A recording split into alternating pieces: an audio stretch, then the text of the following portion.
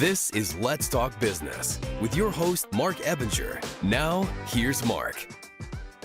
Welcome to Let's Talk Business, a show that highlights and promotes entrepreneurs to learn more about their vision, goals, and marketing strategy.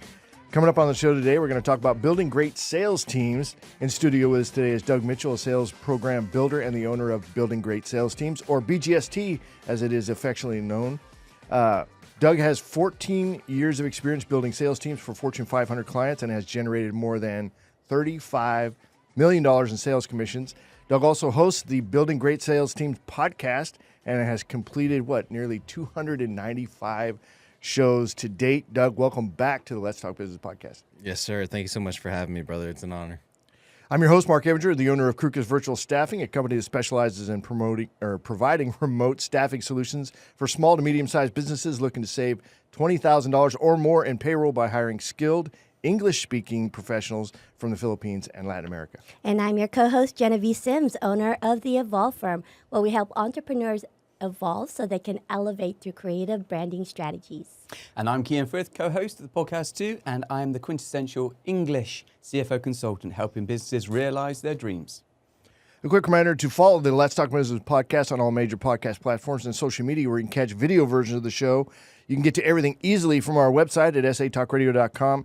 Now, if you're going to be in the San Antonio area on Thursday, May 16th, be sure to join us at the next Let's Talk Business Mega Mixer. We're expecting 150 to 200 local business owners and entrepreneurs on site to mix, mingle, and connect with each other to do more business. You can get all the information on our website at satalkradio.com. A quick shout out to Ruben Garcia and Inspire Media Productions for being one of our gold sponsors at the upcoming Let's Talk Business Mega Mixer on Thursday, May 16th. Inspire Media Production provides photo and video services that help bring your vision to life. Inspire Media Productions has an impressive resume of working with brands such as Vice, HBO Max, and PBS. So reach out to Ruben and his team for your next media project. You can reach them at 210-460-0206 or visit them on their website at inspiremediaproductions.com. Now, if you're a business owner or work outside sales, I'd like to invite you to one of our 30-minute webinars to learn to hire and retain virtual assistants from the Philippines. That's 30 minutes, which means it's not going to be all day and you're going to get lots of information in a short period of time. It's a great opportunity to learn what a virtual assistant can do for your business and the steps needed to get it done. Businesses all over the country are leveraging skilled remote workers from the Philippines at a fraction of the cost of hiring employees here in the United States, giving business owners the help that we need at a price that we can afford. If you're ready to start offloading those administrative tasks that hold you back from growing your business, register for one of our upcoming webinars to learn more about hiring your first virtual assistant from the Philippines. And yes, I'll be doing the teaching, so it's bound to be a lot of fun, I think. It'll go quick, fast, in a hurry, and you'll learn a ton. I don't know. Am I overselling it there, Kyan? You got that look on your face. I'm sure it's going to be highly informative and a real blessing to those who decide to attend. Well, funny thing is, of course, you're one of my coaches, right? One of my business coaches. And I resisted this whole idea of starting a webinar. And Doug, I'm sure you probably run webinars on a regular basis. And I know you're doing some public speaking stuff as well. Yeah. But I resisted it because I didn't quite know how to execute on that. And Kyan was very, very helpful in getting me there, getting me over that hurdle of implementation. So thank you for that, Kyan. I appreciate it. Absolute pleasure. So, Doug, you've been on before. We dug a little bit into your background already.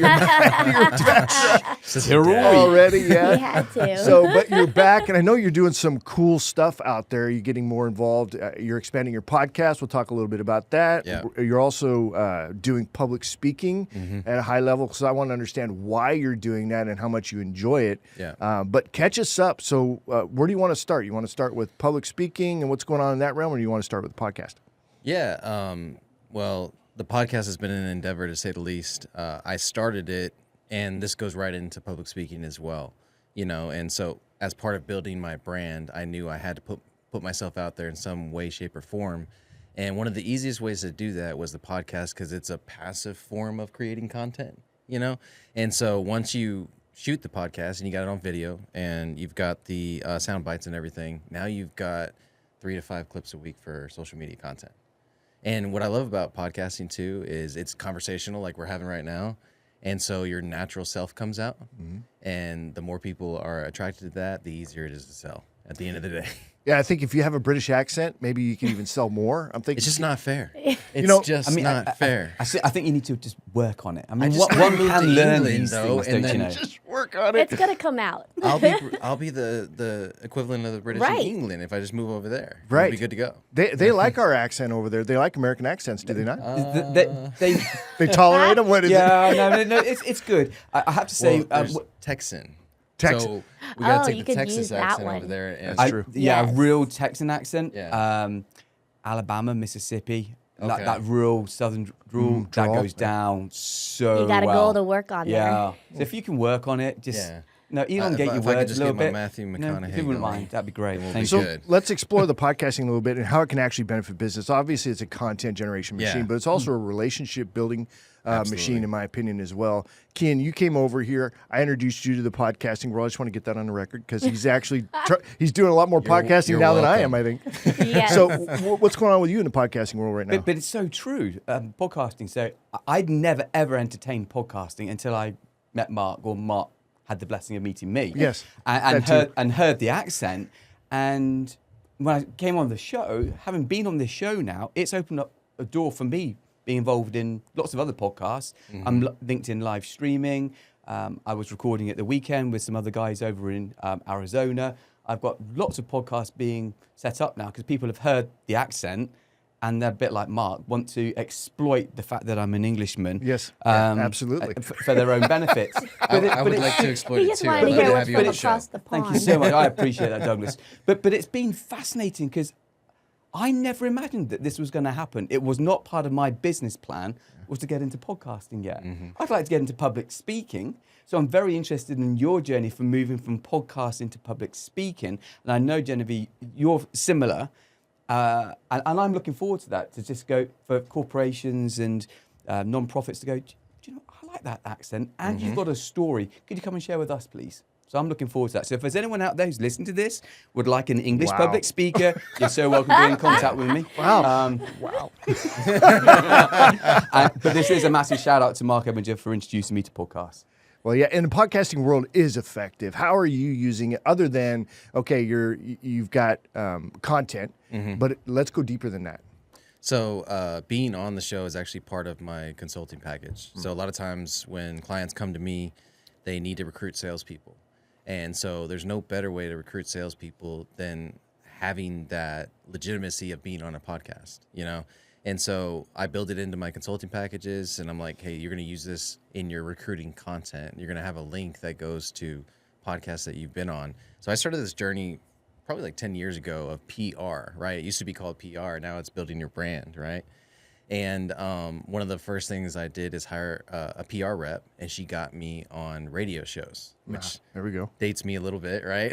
But one of my most searched terms was a radio show that I was on, The Price of Business, I think it was called. Oh. And it was in Houston, and I was just on it over the phone, you know?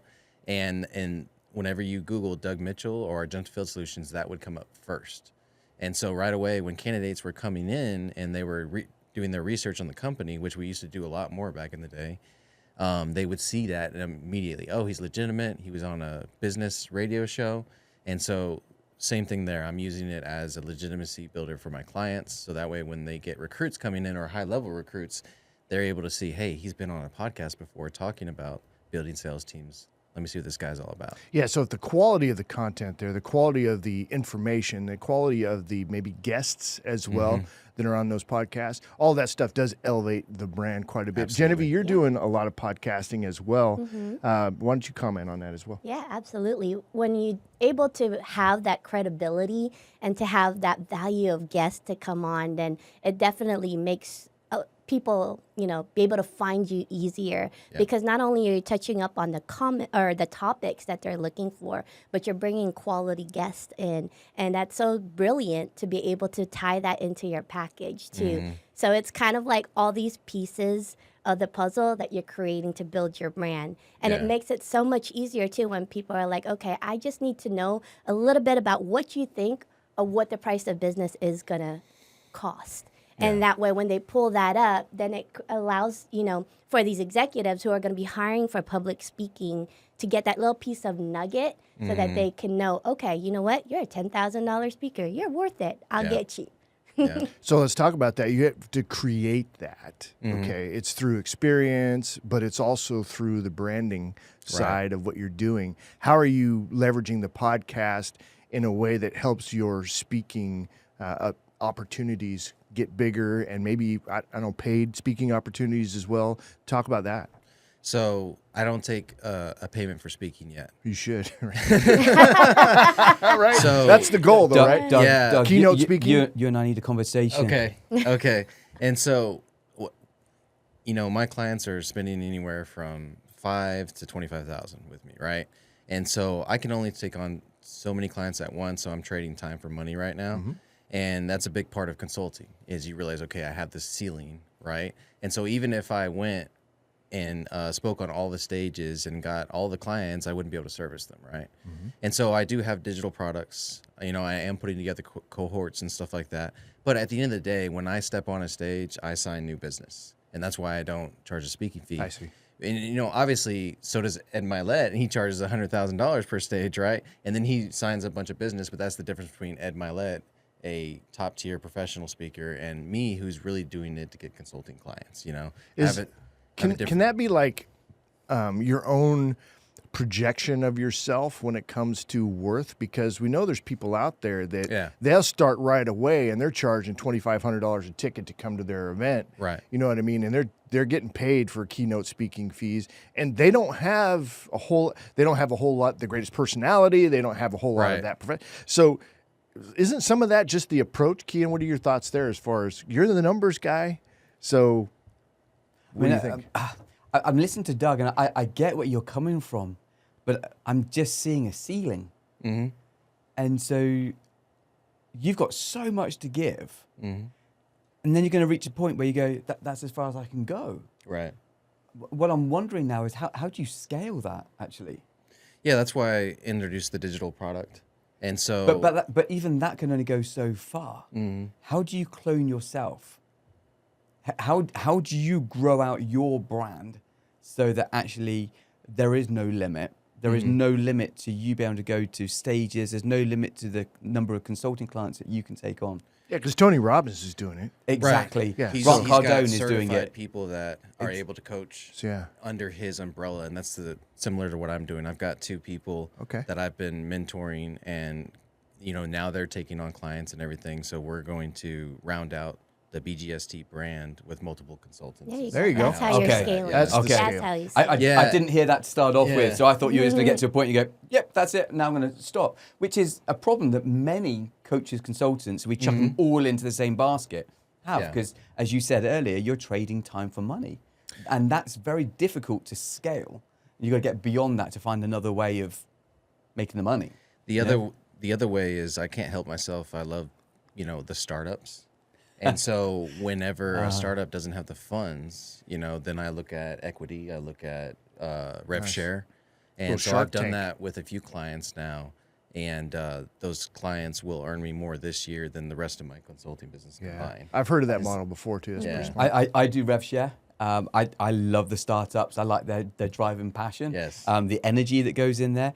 And one of the things that I had a compliment last week from one of my rev shares. They said, I thank you so much for being willing to put some skin in the game, because it now means that we're partnering. You're not just my coach stroke consultant, because I'm a hybrid, but you got skin in the game. You want me to do well because you got an interest in it. I'm like, yeah, actually, I think that works really well for me, and I probably prefer to do that at the high end as well as the startups, because they appreciate that you've got skin in the game. How have you dealt with that, turning off the consultant hat and on the coach hat? Because to me, a consultant is for the business, the coach is for the individual. That's kind of how I feel about it. But this is an interesting. So I was having a conversation about this on Friday with somebody, and I think they basically kind of accused me of being too scientific and too accountanty, and I wasn't a coach. And I'm like, I was doing then a recording of a podcast on Saturday, which won't come out for 3 weeks, but going, actually, I am a coach too. I did a diploma in theology many years ago. I've got a pastoral heart. The coach in me goes, I will listen. But the consultant in me goes, I will listen, but I want to find a solution fast, because it's in business's best interests. So I don't want to hang around waiting for you to unpick it and maybe in a few months' time find a solution. It's like, let's unpick it and now let's deal with it. So that's how I find the hybrid, nice hybrid that you pull it all together. So you can be that hybrid consultant coach and really benefit up clients. Is that a similar approach? Yeah, where I find myself is, I'll be a consultant for the first 45 minutes, and the last 15 we're talking about their marriage, we're talking about their kids, we're talking about, the stuff that really matters and all the benefits that they can take to them, and then that's when I turn into the coach. And I do coach with a company called Win Rate Consulting, a couple of hours a week, and I've just kind of dipped my toe in that space a little bit because I get a lot more fulfillment out of coaching than consulting. Yeah, that's what I was going to ask, if you prefer that one better. But it doesn't pay as well. So, right. But there's actionable items that also come out of that too, right? 100%. There's a lot of people who just, want to be heard. And so whatever advice you do give them, it kind of falls to the wayside because they're just, they just want to be heard. Yeah, I'm a college dropout, but if I went back, I would definitely go for psychology, 100%, because that's where it's at. Yes, that's, I think. When you can unlock something for someone, I mean, you're tied to them for life. Even if they move on or anything else, like you were able to get them to that next level, which is so cool in coaching. So I just want to pick up on something there. You're a college dropout, and you've done really well. Hats off to you. I love that. I think we're in a society at the moment that's just driving people to go off to college. You've got to get to college. You've got to get that degree. That's the only way you're going to push forward. Hats off to you. You dropped out and you still made a success. I love that. Thank you. You're so right too, though. Like I found myself saying it the other day. I was telling my daughter, and when you go to college, and I'm like, why am I putting her in that box? If anything, she's the most entrepreneurial of all three of my kids. She's the one that's like systems and processes and loves alignment and stuff like that. And so, but I did just because even as an entrepreneur, it's still drilled into me. My kids need to go to college. It's crazy. Yeah, absolutely. Actually, in culture nowadays, it's more common for society to say, don't go to college. That's what I'm finding out in my kids' middle school. They're not even pushing college. Really? Okay. And I thought that was really odd. The ratio of the people coming in to say, here's some opportunities through college, and then people to say, here's some other routes. Yeah. The ratio is very different from what we used to be able to see back in the day, which was college, college, college. Maybe we're correcting a little bit. Maybe because we're losing tradesmen. Well, and trying to fit everybody into the college box is silly. Yeah. Because it's not for every. You got your high D on your disc assessment, right? They're not probably prone to college, right? That's more on the SC side, right? Right. So just let us. I'm a peacock, right? Let me fly. Let me fly, right? So Mark Wahlberg. We got that on record. Yeah, he said he's that. a peacock. Yeah, right. But seriously, I look it's forward like to doing the little real short clip of that. Of that one, yes. You hear that, Brooke? I did well in college. I mean, it was easy for me. Once high school, I got straight Fs my last semester because I skipped 160 plus classes. Is that but F for that's that fabulous? high D coming out. Yeah. Huh? F for fabulous. Fabulous. Yeah. Fabulous. But it's interesting. I college equivalent university, I never did that in England. I never even finished my A levels, which were pre-university. I worked hard once I sorted myself out and sorted my life out. Do you know what I mean? But you don't need to do it. Yeah. There's an exchange that happens. Once you have the experience, the education doesn't matter at some point. You know what I mean? But I will say this. If I were able to go all the way back, I would have done accounting for sure. Because that's what nipped me in the butt in the end. You know what I mean? That's what kicked my butt throughout my 20s was not having good financials, 100%. Are financials your passion? It's not, though, right? Heck no. But you see the need for it. Numbers, though. Yeah. Yes, numbers are. Numbers. Financials aren't. And, it didn't matter how many people I paid to do it for me. If I didn't have a vested interest in it, it wasn't done right, which is crazy. You would think, hey, I can hire a comptroller, I can hire a CPA, or I can hire a tax strategist, and it'll be done right. No, if you're not in there with them at least 10%, a little bit of the project, then nobody's going to take care of your business like you. Yeah. It's just, that's the reality of the situation. So let's talk about lessons that you're learning as you go through your clients, right? I mean, because you're dealing with a client, there's going to be something or multiple things that you learn and they learn out of that relationship that you guys are doing, and they're going to come out better for it. Give us some examples there. Probably the first thing I learned in consulting, taking on my first couple of clients, is just because it's basic to me doesn't mean it is to everybody else. We all have natural talents that we get to lean into early on in entrepreneurship, and we take them for granted. We do. And systems and processes are my natural talent. And, you know, it didn't matter what business I started. It happened to be sales, so that's where my forte is now. But that was just a natural thing for me. Whereas I mastermind with these multi-million-dollar producers, and they don't have an SOP for their sales process. And I'm just like blown away. They don't have an SOP for recruiting. They don't have an SOP for when their salesperson gets hired day one, how they're going to train them over the next couple of weeks, which just blows my mind, you know? But again, if that's not your natural, if you were just a salesperson yourself and you never documented that genius that was in your head, you know, then you can't really train your people on it if it's not on paper, if there's not a process behind it. And so I definitely took that for granted early on. And so I had to bridge the gap for my clients. And that's what I realized. That's why they're paying me, to bridge that gap, not to tell them, hey, do X, Y, and Z. I got to bridge it for them, you know? Yeah. And so all of a sudden what I thought would take 20 hours in consulting took 40. And then I had to readjust my pricing and my packages and everything. So that was probably the first thing. The second thing is I was very much, you know, I'm 37. And so I thought, you know, we all think our generation is the last good generation, right? And so I had all these thoughts on Gen Z and Gen Alpha, I think it's called. And so one of my clients is, his entire company's Gen Z. He's the oldest at 23 years old. And he's got 50 other sales reps between 18 and 23. And they are easily probably going to do anywhere from 12 to 13 million this year in commissions. Yeah.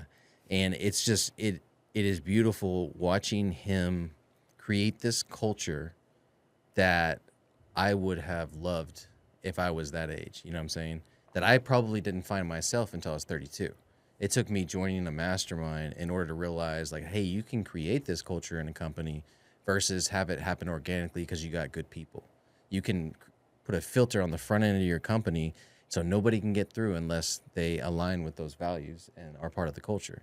And so that was one of the things that I learned from him, is that Gen Z was willing to do these things we thought they were never willing to do. These boys are, every day they're doing things like the carnivore diet, they're doing cold exposure, they're running, you know, anywhere from 3 to half a marathon a day. You know what I'm saying?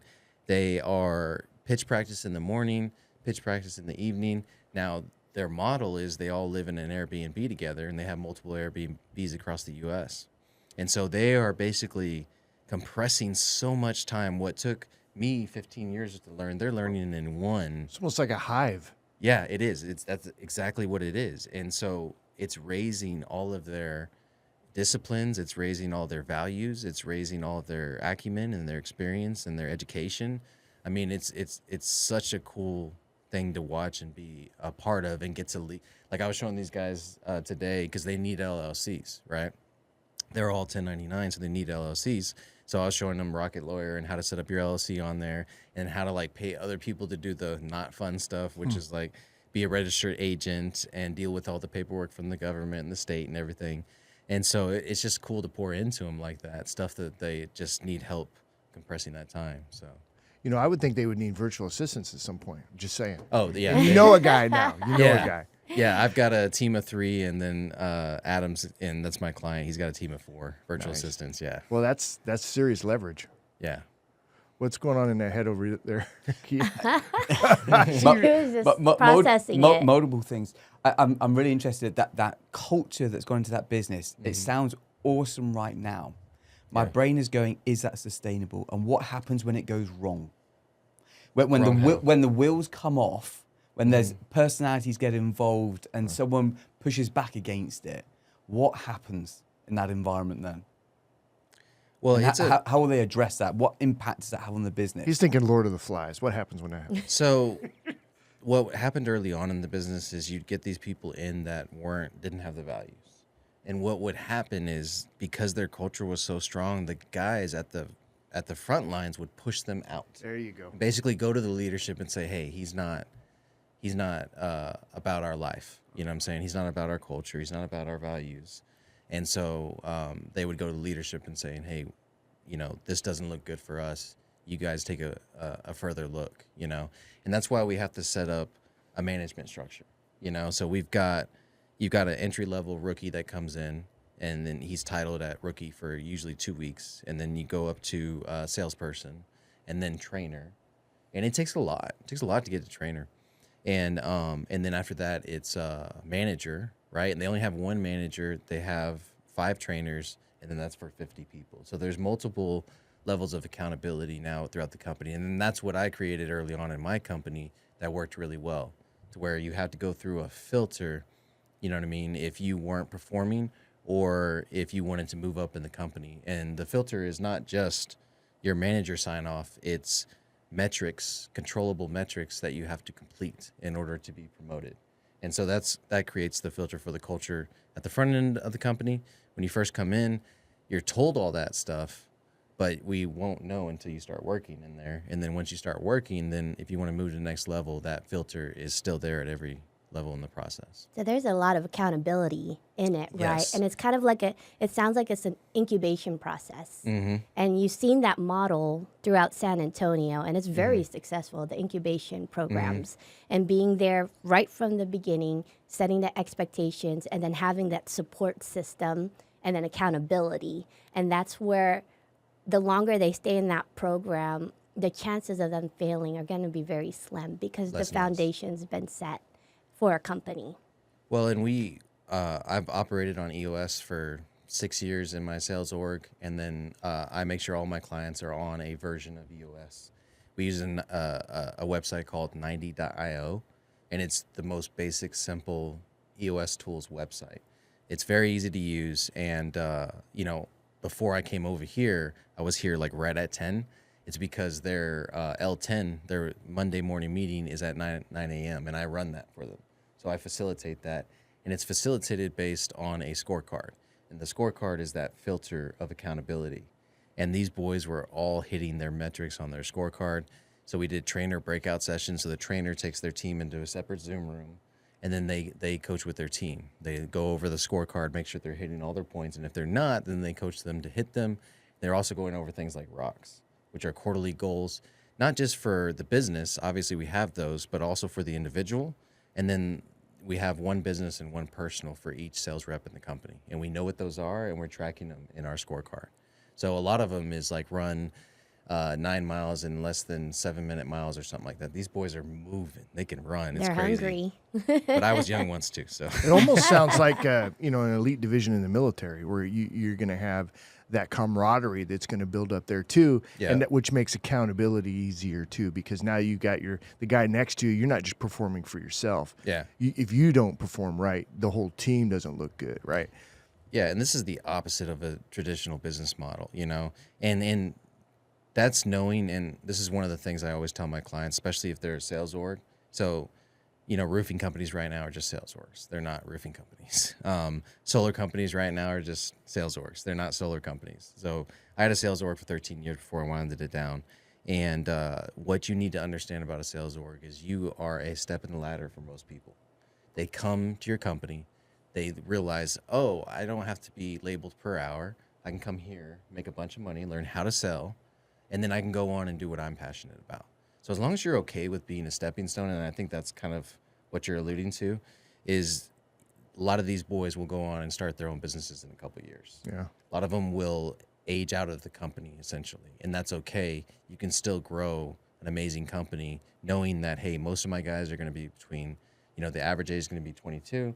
A lot of the guys are going to age out. But what's going to happen is, and they're starting to realize this, they're looking at office space in Dallas right now for the owner and then the regional director to be able to office out of. So they're starting the corporate structure to where, hey, we can run things from the Home office. yeah, well, corporate office, and then, you know, we're actually working on the business 100% of the time versus in the business, in the houses with the guys, you know. And there you go. And there's where the change will start to happen. Mm-hmm. You go from incubation, maturity, and maturity brings this more, well, wait a minute, we need to grow up now. We need to put our big boy pants on. and so all of a sudden now we need a corporate office. Yeah. Now, understandably, maybe working with yourself, Doug, that they'll navigate that really successfully. But some other businesses where they go through that process, the wheels come off. Yeah. Because actually what they incubated was what they love, and that's their passion. And then they go through that maturing and they get into a corporate thing and they're like, we're out of our comfort zone here. Yeah. This is not nice. This isn't what we signed up for. And then that proves very, very difficult. So maybe from your perspective, this is fantastic because they're going to need you for the real long term to help them navigate this. But that's what I would be concerned of in this environment where they're just so engrossed in each other and the business, which is so positive. Then that maturing over the next few years now, 5 years, 10 years. What's that business going to look like in 10 years' time? Who's helping them prepare for that? You know, you're going to have egos going because as they mature, the ego is going to probably get bigger. Especially and there's a lot of exactly. It's one of the things I was thinking about as you were saying this. Is like the egos are enormous in sales. So how are you going to continue to manage that? I heard great what you were saying, Jenevy, about the accountability, and I love hearing the accountability. You know, not just over dollars, but just numbers, full stop. That's awesome. But it's just how does that mature? How are you going to make sure that the wheels do not fall off of this business? Because you're going to take your role really serious here.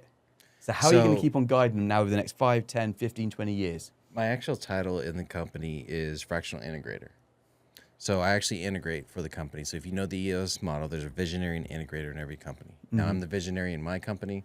I have that ability to switch between the two because if you've ever taken the test, I think it's the crystallizer assessment is what it's called. I'm an 89 integrator and 86 visionary, so I'm what you call a hybrid, right? But Adam is a fantastic visionary. And so his vision for the company, so they do shared solar sales. And so the way that works is you build a solar farm, and then you sell capacity to a utility, and then that utility distributes that capacity, right? And so right now, the distribution is done by Adam and his team, right? Because they're selling out in the field. They're getting people to switch over to use solar energy. Fortunately, it doesn't go on your rooftop, right? It just comes in through the utility as extra capacity. And so they get a discount there because it's state-funded discounts, federal-funded discounts. And so you pay less for energy because you're using solar energy. And so he wants to be the management company in between the customer and the solar farm developers. And then he also wants to eventually develop his own solar farms. So that's the long-term vision of the company is to, and here's a beautiful thing. Normally, when you're a sales or you use a software called Sales Rabbit. It's a canvassing tool that you use out in the field, and you can process sales with it. It's really cool. Well, instead of doing that, he created his own software. He spent $100,000 on development of it, and so now he has his own internal proprietary software that he can then license to the solar farm management companies. You know, and so you think. In my head, initially, I was like, okay, door to door, I can do this. We can scale this business, not a big deal. But it's so much more than that because he's a true visionary, you know. And so that's kind of what I'm excited about, seeing the business go beyond door to door to software and then to client management and then eventually to development of the solar farms themselves. He wants to take over the whole space. You know, it's interesting because as you're formulating your question there, I was thinking that it's very much like the military and special ops, and the people from special ops end up becoming the bosses, right? So you do have a separation. You got your enlisted, you got your actual squads that do the things, and then you have the leadership that is in their corporate office someplace else making decisions. But the people out in the field respect that to some degree. I imagine there's always complaining, but they respect that because they came from that and they understand that world. So they're making decisions based on their knowledge of how it should be.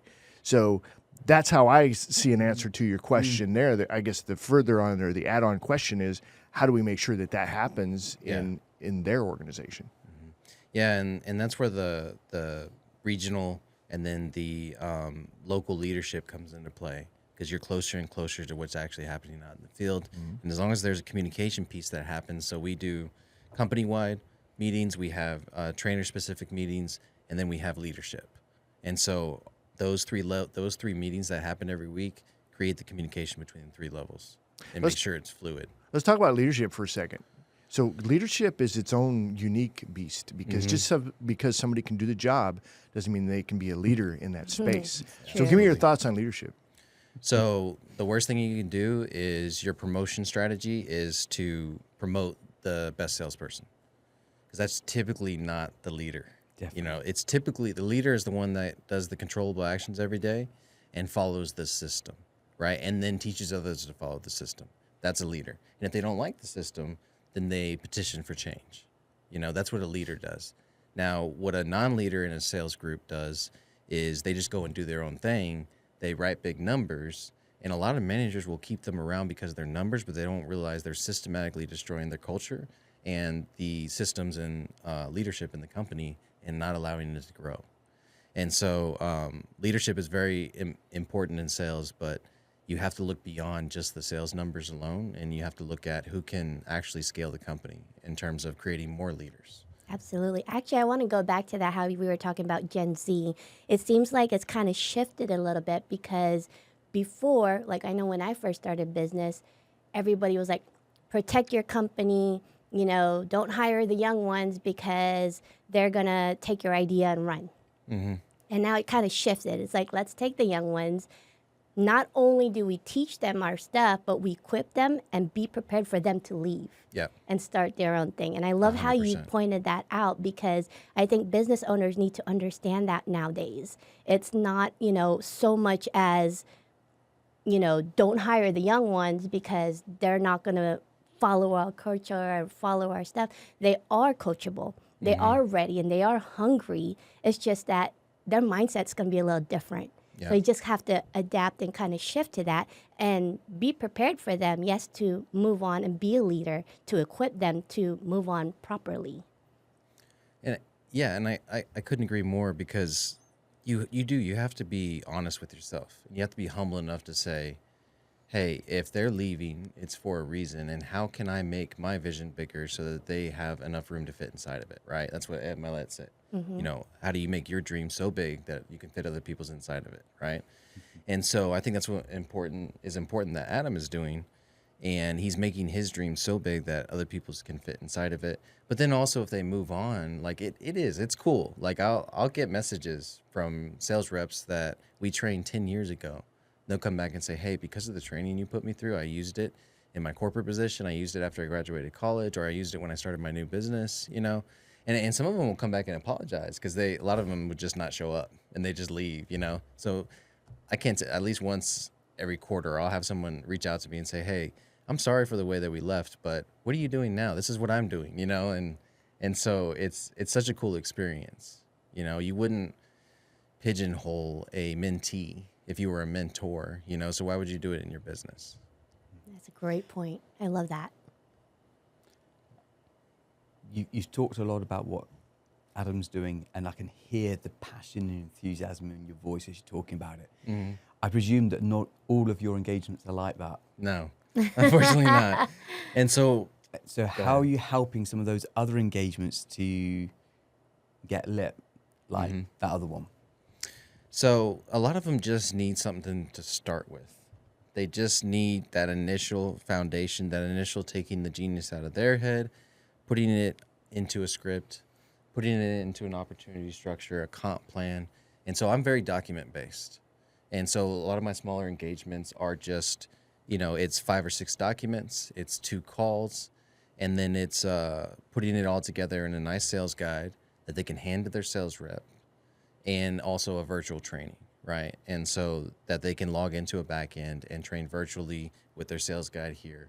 And, whether they're, some people learn by reading, some people learn by listening, some people learn by seeing, right? And then, of course, a system for them to go out and train out in the field. And if I can deliver that to them and they start executing on it, we're in good shape. And so one of the things that I learned early on that I had to do was I used to have 30-day engagements where I build all this out fast, and I would knock it out, I would deliver it to them, and then they wouldn't touch it.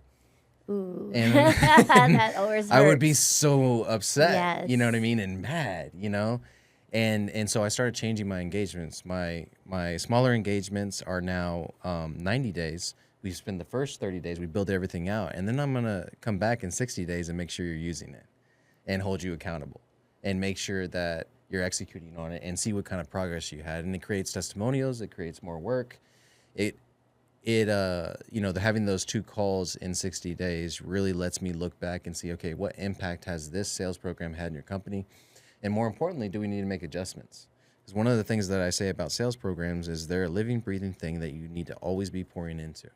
So everything that I create, I put a quarterly title on it, Q1 24, Q2 24, whatever the case is, so that they know they got to come back to it like you do in EOS and look at the system, look at the process, and make sure that it's dialed in or that there's not any holes in it.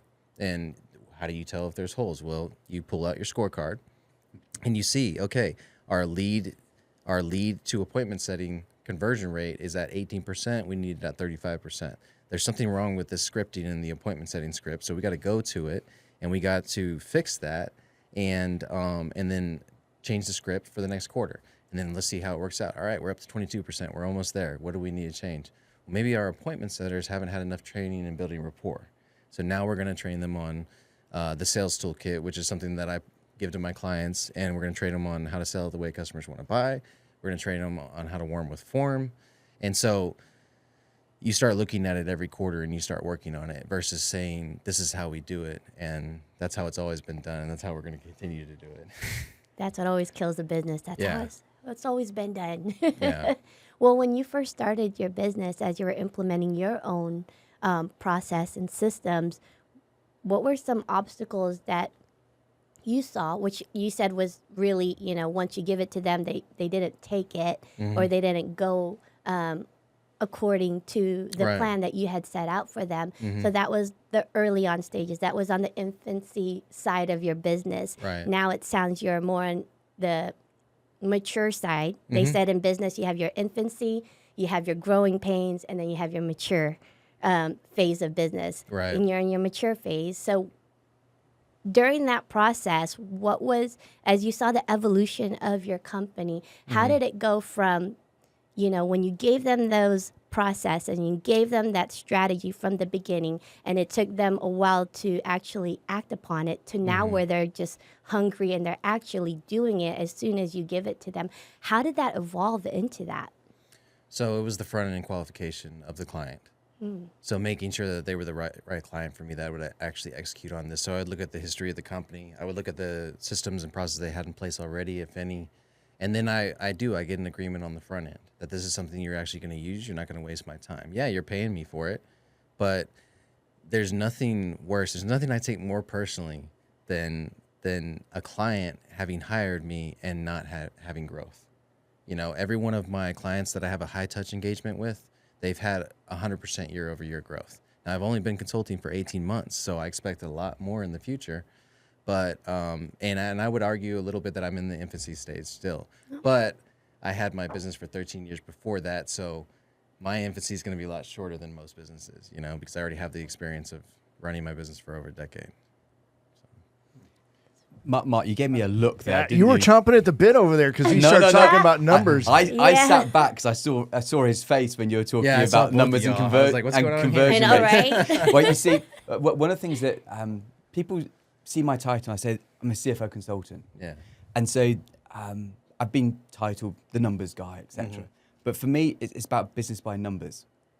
And people go, but you're only interested in the dollars, Kyan. It's like, no. There's 3 sets of numbers I'm interested in: your dollars, your dates, and your absolute numbers, so conversion rates. Yeah, those 3 sets of numbers. And then people go, oh, so you're looking at everything in the business then. It's like, yeah. Now the dates is due dates, milestones. Are you on target? If you're not on target, what's causing this? What are you going to do about it? Conversion rates. So one of the conversations that Mark and I have had in the past, like start keeping the records. How many posts you're doing? What's the views you're getting? Yeah. Where's a good engagement? What's conversion rates to inquiries? And then what's conversion rates to clients? And we're starting to track those kind of numbers. And at first, you could see his face. He was not keen on it. But Jennifer liked it, so his wife, because she's the sensible one. And she likes the numbers, yeah. Yeah, but it's helping now because you start to get focused going, well, wait a minute. Oh, this makes sense. I'm getting good engagement there. Now I can exploit it. Now, you take that across multiple clients now. When you start getting them looking at 3 sets of numbers, you start to make a massive, massive difference. you know. So I'm so glad you touched on the conversion rate, and I was great to see him squirm a little bit and probably smile at the same time. Yeah, because I'm the high D, the red personality, right? There's things I like, there's things I don't really want to make time for, you know what I mean? Which is frustrating for myself at times too, but especially for my wife. But they're really valuable. Those numbers, understanding that is what then takes your business from here to here, enables you to go from infancy to maturity. Yeah. It's so fun to read a scorecard. And I call it a scorecard, but for some I'm people, so with you. Yeah, it's a spreadsheet. At the end of the day, it's a spreadsheet, and it's the truth of what's really happening. Because managers, directors, executives, and even CEOs will come with you with their feelings and their assumptions and their discriminations or beliefs, limiting beliefs, you know? Yeah. They'll come to you with all this stuff and tell you how it is, and then you'll just pull the numbers on over, and there's the reality of it. And if you just fix that, then everything you just said doesn't matter because the numbers will correct it. 100%. I totally agree. And there are, from my experience here in San Antonio so far, is that there's huge amount of opportunity to develop out the use of dashboards, KPIs, effective metrics to enable businesses to be managed much better and actually give CEOs information that they've never had. They didn't realize they even needed. And when you start to show them the benefit of it, it starts to transform things. I'm so thrilled that you're doing what you're doing in business. It's awesome. No, thank you. And I'm glad we agree on this because it does. When you look at yourself, this is leadership, right? At the end of the day, you're paid to make decisions, right? And my wife doesn't understand how I can make, $100,000 decision in one moment and then not want to make a decision on where we're eating to dinner because I'm done. My brain is cooked. You know what I mean? Like I've been making decisions all day. And so by the time, and it does, you have to reserve that for your family or else you're going to be in a bad way like I was in my 20s. And so, but we make so many decisions per day.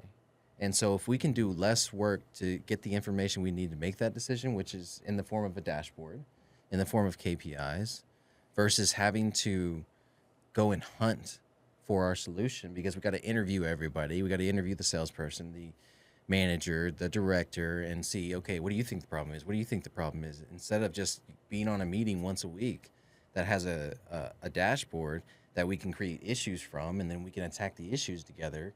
And basically all you're doing is being the composer and making sure that everybody's headed in the right direction, which is the solution to the problem, which is usually based on the numbers. I think that's the clearest way I've ever heard anybody put coaching in.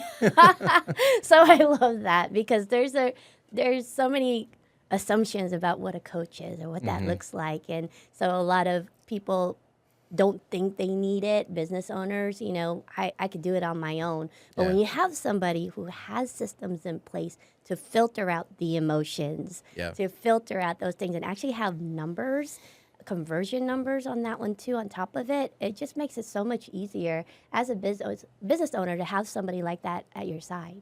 Well, and as an owner, nobody calls you on your bullshit. That's true. Can we curse on here? Okay. Nobody calls you on your bullshit.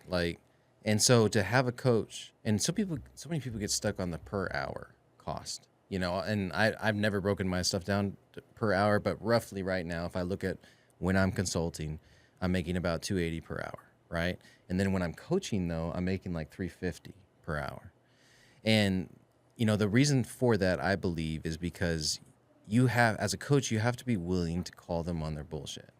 Because if you don't, then you're just a friend.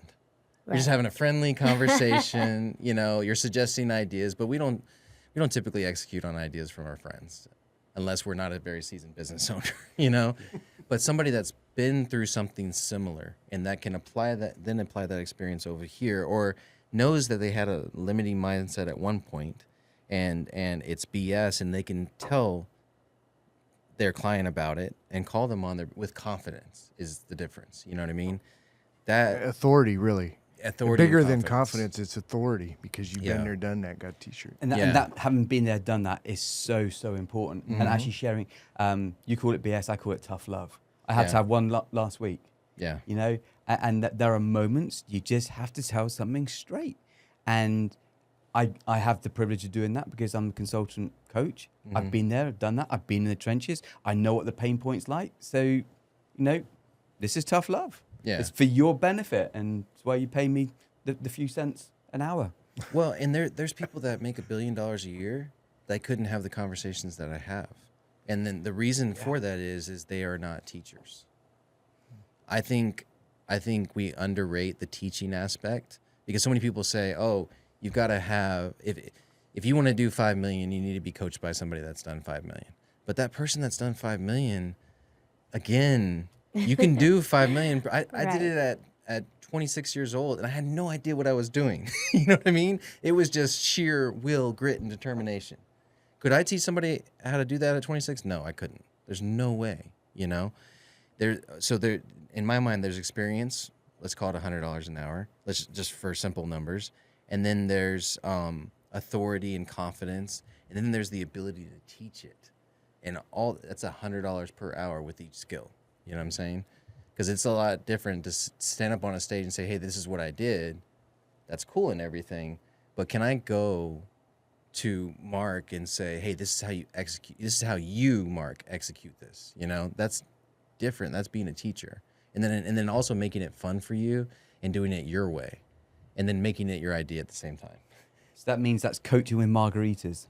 Yeah, maybe. But the there's a thing. tipping point where it's no longer productive.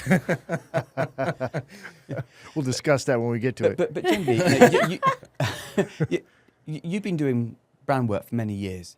You're an expert in what you do. So when you speak to people, you're speaking with authority and knowledge, yeah? Yes. Which sets you apart from others maybe here in San Antonio. Right. And one of my my coaches has told me that when you're hiring somebody to be your coach, to be there for you and to help you through this process and this journey, you're not just getting their expertise, but you're also getting the expertise that they've learned through somebody else. So these other people that you have, learned under, like very influential people, that's stuff that you took the time to teach yourself, to equip yourself, and then that gets tunneled down to your client. So there's so much value. It's not just you as a person, it's all these other people that came behind you to help you. And the same thing with my branding company, it's not just my expertise, but also the people that I learned under and you continually learn under. And that's the thing about also being coachable is to be willing to learn, to be open, to know that you're not always going to be the smartest person in the room. And to be able to absorb, no matter how old you are, no matter how experienced you are at any field, but to be able to listen and to absorb what's happening around you and be adaptable too, right? There's so much more to that, especially when it comes to, listening to somebody with more knowledge in that field and allowing yourself to put that pride down and say, you know what, I'm not in the numbers area, I'm not good at that. That's why I go to Kyan, that's why I have to ask him about that. But to be able to put down that pride and say, you know what, I'm not just going to hire you because I know that you have also equipped yourself for such a time as this. So I'm going to hire you to help walk alongside me on this journey. And that's what every business owner needs.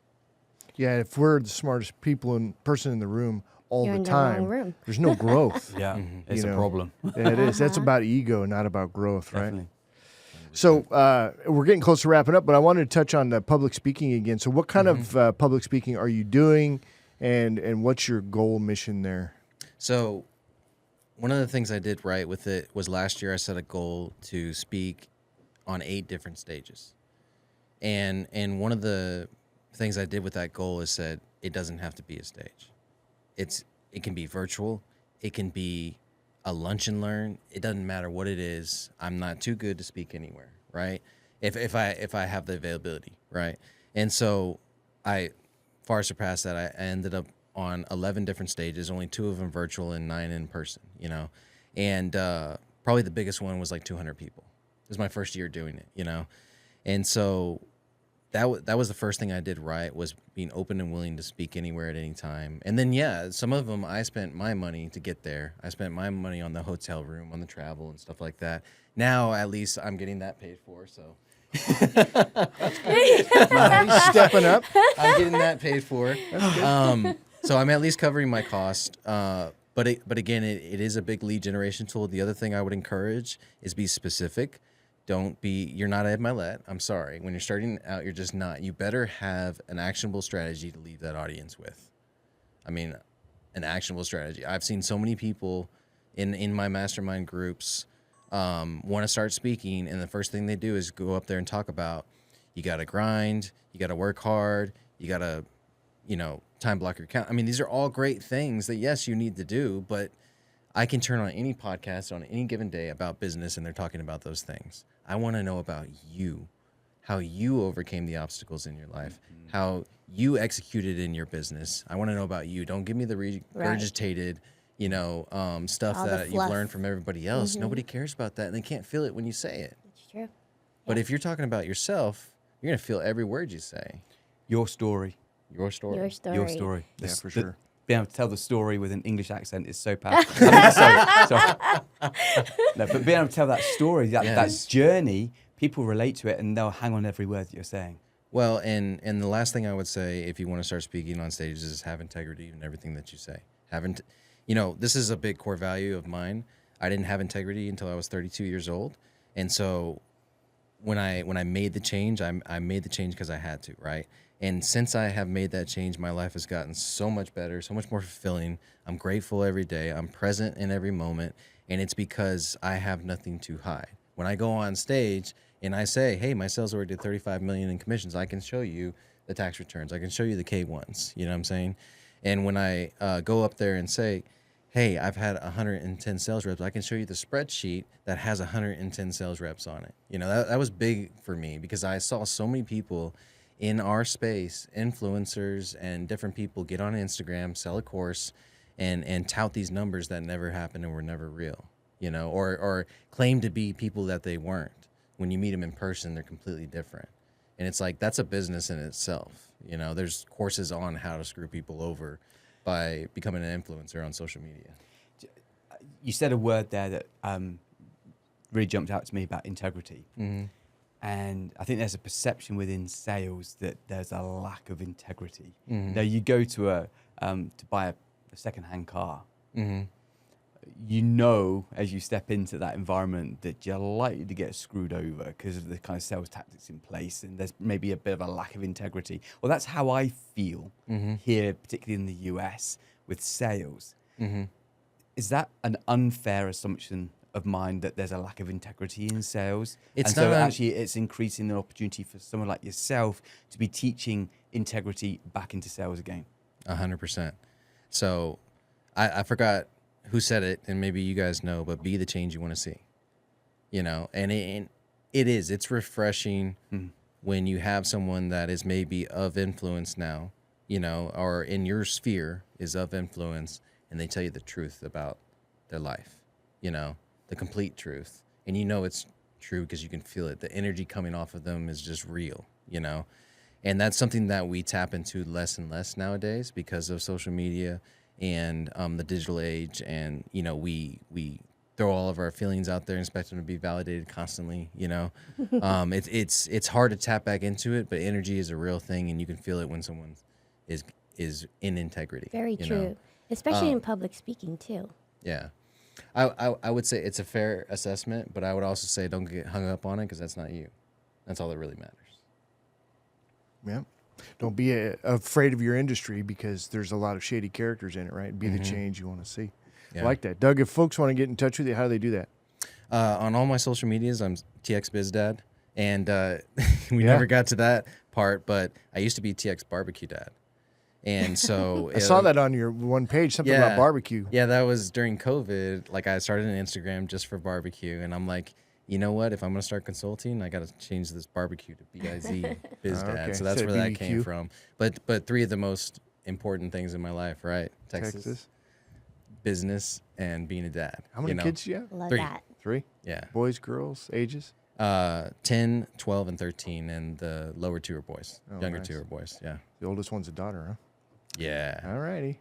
It, That's one of probably those good. give and takes, yin and yang, Absolutely. But no, www.salesprogrambuilder.com. That's my website. You can find all my social medias on there as well. And I do have an event coming up July 12th in San Antonio, Building Great Sales Teams. Who would have thought it? Is the event. And we're going to teach home service-based businesses and real estate and sales orgs how to build great sales teams. Okay, where's it going to be at, and what's the cost to go? So that's the Samantha's working on that for me right now is the location, but it's anywhere from $197 all the way up to the platinum, which is $2,500. It's funny you said that earlier. So that group that pays for the platinum tickets gets a 1-on-5 workshop with me the next day. Okay. And so what we're gonna other actually perks build do up. they get? I mean, it just depends on the ticket. Ah, Yeah, it's all over the board. all right, cool. Access to the guru. Yeah. Well, we had access to it. We didn't have to pay for it today. Well, here's the truth. Here's the truth. If you follow me on social media, you will see everything that I do for my clients at some point, whether it's through the podcast or through the YouTube. And I put the sales toolkit out there. I put in opportunities. Basically, you can put together my sales program and my system if you do the work to put it all together, right? But if you want me to do it for you, then you got to pay me. So there's another way to get access to you as well that we didn't talk about, but it's you have a group called ACE. Tell us about that group.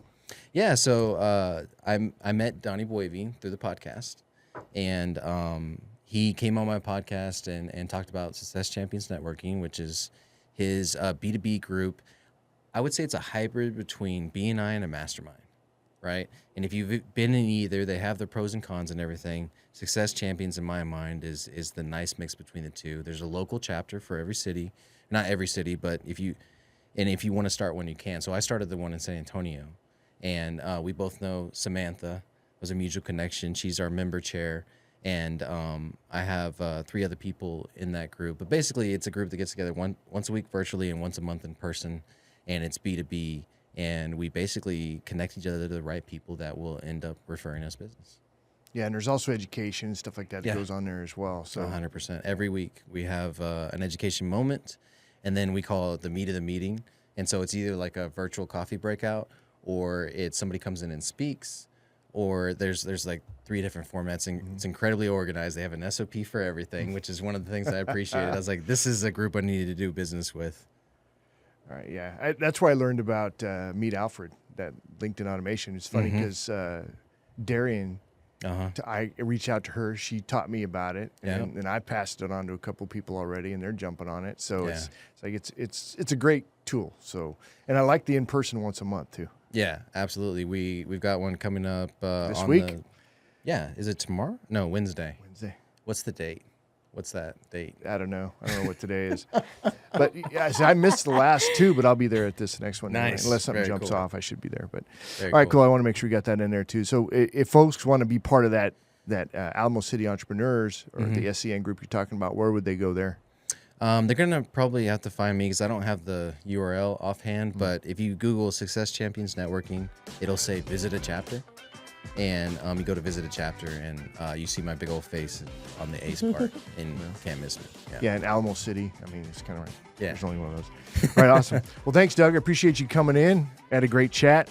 All right, as we wrap up the show, quick reminder, check out our latest podcast and catch video versions of the show anytime by visiting our website at satalkradio.com. That's going to be it for this one. Great job, everybody. We'll see you on the next one. Appreciate you.